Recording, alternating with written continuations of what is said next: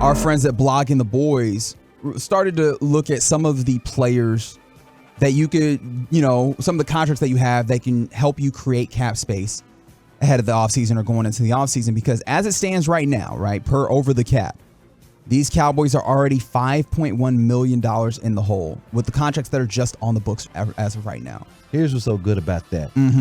Team building is a sport. Correct. And people love to twist and tweak and figure out how to do it. And they also love to draft. And we are in that season. But always remember, last year at this time, the Cowboys were like $24 million over the cap. And things, the cap is always going to be bigger every year. Right. This year is expecting a major jump. But it's still fun to figure out how they can get it done. So with that being the case, let's go through some of these players that maybe, or these contracts, these players' contracts, to see maybe how we would create space. And you also get involved on the truckwreck.com text line. Again, 877-881-1053. Now, we can maybe see a release or renegotiation of a running back, Ezekiel Elliott. This is another thing I was saying, not only Monday, but I was saying this all season. Because I know some people, including his agent and Zeke very well. Zeke definitely was going to be coming back or wanted to come back on a lesser salary. Okay. People were trying to assume that, okay, he's Zeke, so he wants to get paid his regular contract. No, he knows he's got miles on him. He knows nobody else will offer him the same kind of money. So he was prepared mentally to take a pay cut. And I was comparing it to, you didn't expect Sean Lee to take a pay cut, and I said he would. And people didn't think that Tank Lawrence would take a pay cut, and he did. And it wasn't about Tank didn't want to take a pay cut. He said, cut me if you're just going to give this money to Randy Gregory, cut me. And Jerry stepped in and said, wait a minute. Let's figure this thing out. Tank, we want you to be here. You want to be a Cowboy for life. Your family's here. And Tank said, you're right. Let's go ahead and chop this thing down to 2 years and split this $30 million up. So he agreed. I knew Zeke would do so. Now, what fans want to debate about is, well, how much do you pay him? And that's because the max amount of cap relief that you can get if you straight out cut him with, the way that his contract is set up, you would create $10.9 million of cap space. So you would like to create something near that or that if with a renegotiation. Well, there is going to be a renegotiation. I don't know what the figure will be, but it will be low. And you're going to pay him for what he brings to the table. This is what he brings to the table for those who just want to throw him away. If Tony Pollard, and I love Tony Pollard, he's from Memphis. I grew up in Memphis. If Tony Pollard was a complete running back, then you say goodbye to Zeke. He's not. He can't pass protect. And he also cannot get the dirty yards. You saw all this season, they gave Tony Pollard opportunities along the goal line to get the ball in, and he couldn't. You use Zeke the way the Cowboys used Emmitt Smith in the 1990s. You use him in situations. It's not about first downs. It's not about second downs. It sounds more like you're describing a fullback than you are a running back. Thank you. It doesn't matter. You don't throw it away if you don't have to. If he will agree to a lower sum for that and the fact that he's a leader, in other words, those intangibles that Dak brings, well, guess what? He brings some of those same things, and you saw it on Hard Knocks. For those who don't think that Zeke fires up the team or can coach up some of these guys who are young, he does all those things. So you set the value on that. You don't just throw him away. Just like Sean Lee, you didn't throw him away knowing that he gets hurt all the time. Sean Lee always hurt, but guess what you said? You know what? He brings something to the table. I'm asking all those who like to build teams, you don't have to throw Zeke away because you don't know what the figure he's going to agree to. Well, and that I think it's going to be really contingent on that figure. And I know that there's other non-football stuff that gets involved when it comes to the family aspect that Jerry Jones likes cultivating and all of those things, right? Let's move on, right? Sure. Tyron Smith is an interesting situation. You've already got a guy who has played left tackle in Tyler Smith, who has gotten pretty comfortable. He's been pretty good at that left tackle spot. Bringing Tyron Smith back, maybe you could see him retire because he has played a good long career. This is what's wild. You say see him retire. To me, I could see him calling that shot, not the Cowboys. Well, of course, I don't think you can retire him. Right. I could see him retiring because it's a lot of work to rehab every freaking year. He's not playing 17 games. You already know that. He hadn't done that in, 6-7 years. Bottom line is this. I was actually trying to figure out how could he extend his career and not get as banged up because he's not going to play left tackle and start every game. To me, that's Tyler Smith. And then I was like, okay, they got him over there at right tackle, but as soon as Strong gets back, what's his name? Tyler Steele? Or Terrence Steele, rather? Steele. I said Strong. Steele. Terrence Steele. Terrence Steele is not a swing tackle, but he's a damn good right tackle. Yeah, he's found himself that he could be established. To me, if he there. hadn't gotten hurt, who knows what the Cowboys' offensive line would have looked like.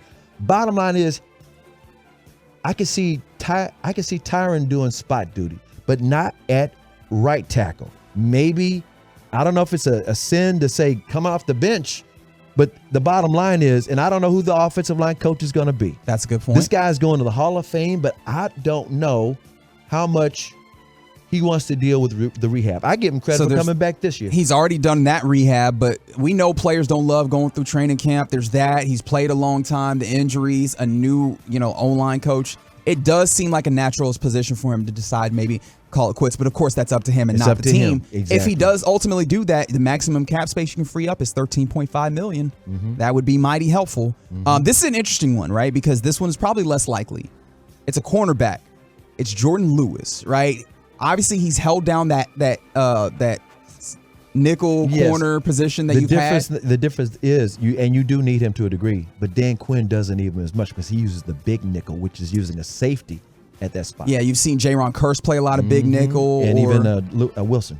Yeah, Donovan Wilson.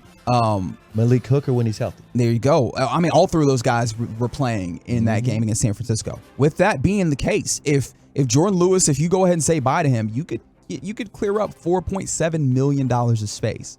So within like these three players that we talked about, that's a good amount of money that you could clear up and get yourself, one, in the black going into the offseason, but two, give you some mobility. Now, I wonder how people feel about that cornerback situation because when it comes to that, you've had some issues. Now, of course, you had injuries, one of those being Jordan Lewis, but if you can free up some money, maybe you can address that elsewhere and otherwise outside of the guys you have because people were talking bad about Anthony Brown. Yep.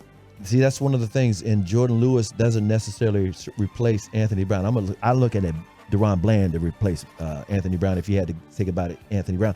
They love J. Lou in that Anthony locker Brown room. is a free agent. Yeah.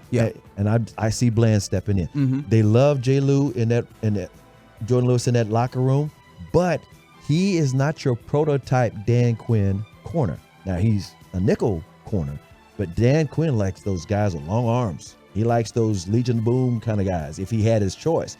So to me, it's a coin flip. It depends on, okay, where are you when it's time to make those final cuts? I wouldn't automatically say, get him out of here. So that's the way that you can make money when we start talking about releases or retirement, right? Well, there's one other one. And I've been saying it since the time he signed that franchise tag. Your tight end ain't coming back. Dalton Schultz is gone. But he's technically a free agent, so that's why I'm not considering it within here. You know what I mean? Because that's not money that's already on your books. Well, before you consider any of your free agents, the money on your books already has you at 5. For the casual fans who don't know about his name, the reason we bring it up is because he's franchise tag, but like you said, he is a free agent, and they're not going to re-sign him. I mean, you got pretty good production out of your other tight ends. When you talk about Hendershot and Ferguson. Surprisingly. Yes, in your first year, which is not something that you see frequently. Obviously, like they didn't have to carry the load because you have Dalton Schultz, and that's why you franchise tagged him. But you've seen enough to maybe make you think that you can go forward and get enough production out of those guys sliding up a spot. Maybe you still work with 2 tight ends frequently, or maybe even 3 tight ends, depending on what else you have. Too. There you go. But he's gone. Yeah, but the bottom line is Dalton Schultz is gone. And the other reason why the Cowboys call themselves now, when they didn't make those moves in free agency and drove everybody crazy and then traded away Amari Cooper, they call themselves now, according to Stephen Jones, a draft and development team. Those 2 tight ends are proof positive that they can draft and develop. So the development part is to continue on with those tight ends. I think that's the most likely thing. Now, is it possible that they, strike a deal with Dalton Schultz? Maybe, right? Maybe they look at the fact that it seems like Dak Prescott has been very comfortable throwing to Dalton Schultz, and they find value in that. But it seems like the market for what Dalton Schultz, what his numbers give you, is probably one. I mean, the whole reason we're doing this conversation, we're talking about this as a segment, is because the Cowboys, as it stands right now, before you consider any of those free agents, are already $5 million in the red. So I find it hard to believe that they're going to create a whole bunch of space to then go and sign this guy, Dalton Schultz, back, regardless of how good he has been for this team, when you already are starting to see some production from guys in his spot. It's real simple. he's going to get offered way too much money, even though he's not on that tier with Kittle. You know what I'm saying? He's not that guy. But there's going to be always some teams that overpay because they'll look at the numbers, they'll look at the fact that, well, the Cowboys have utilized him well. We need a guy like that. And the Cowboys, they're not going to pay him that because they got three. They called themselves the Four Horsemen when they were doing the whack-a-mole stuff. They were telling me, like, well, we got a nickname. We call ourselves the Four Horsemen. Well, it'll be down to 3 next year. Or maybe they'll get another one. Draft another one. We'll see. Those are some of the ways you can create some money with releases or retirements. There's a whole bunch of restructures that you could do. So, maybe DeMarcus Lawrence restructures, maybe Zach Martin restructures. Those are guys that you imagine are absolutely going to remain around, including Dorrance Armstrong. Maybe if he restructures, you can get some money out of that. Michael Gallup, maybe if he restructures, you can get some money out of that. That's the guy that... Well, there's one, and then the big name, obviously, is Dak Prescott because his $49 million cap hit next season is going to be big. If you can manage to restructure that, you can shift some of that money. Put it like this. I bet they bring it up, and he don't have a problem with it as long as it's not another year on his salary. I know he wants to be a free agent on the particular year. I think it's 2024. Well, that's the tough part about it is I imagine a restructure would create more years, but... That it may be more years the Cowboys pay. It's kind of like dead money where Romo's gone and they're still paying. For sure. That's something that they might have to think about because the cap is arithmetic and it's about who does the better arithmetic. And we are in arithmetic season, right? I that's think that time of the year. So it remains to be seen what the Cowboys will ultimately do, but those are some of the ways that maybe they can create some money and get themselves back in the black and give themselves some operating room as we head into the offseason. Yes, sir.